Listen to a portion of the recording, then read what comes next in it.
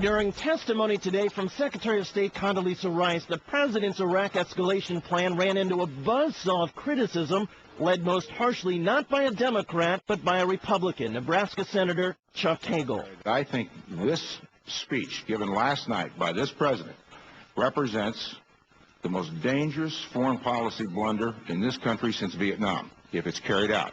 The president said last evening he wants to increase the number of troops in Iraq by 22,000. Today, under questioning from Hagel, I think that I don't see it, and the president doesn't see it as an escalation.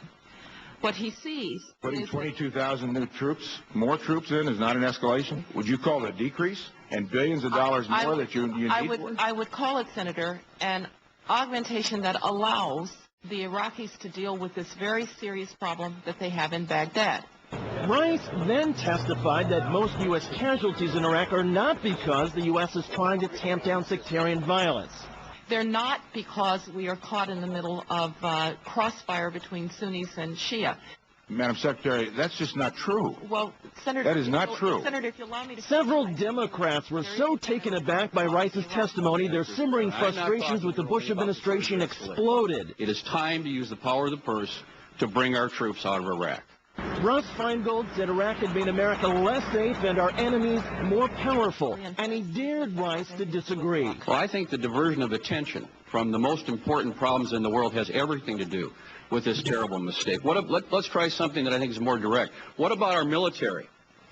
The strain in our military. Is our military better off than it was before the Iraq intervention? Senator, we're at war, and when we're at war, there's going to be strain on the military.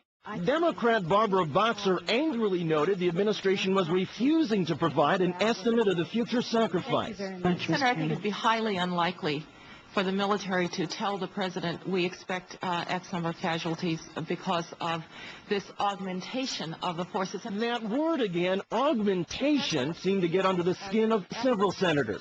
Republican George Voinovich, a war supporter, said in dramatic fashion that the administration was losing him. I've gone along with the president on this, and I bought into his dream.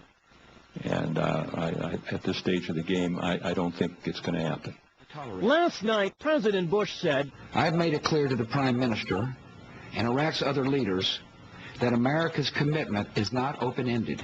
Today, Right. If it's not open-ended, does that mean you're prepared if they fail to pull out, to terminate? What is the accountability mechanism? Senator, I think it's best to leave the president's words as the president's words. all of the unanswered questions about the Iraqi government, diplomacy, and a U.S. exit strategy prompted several crucial war supporters to announce they are going to oppose the administration's plan. But I'm not convinced as I look to the plan that the president presented yesterday that what we're seeing is that much different than what we have been doing in the past.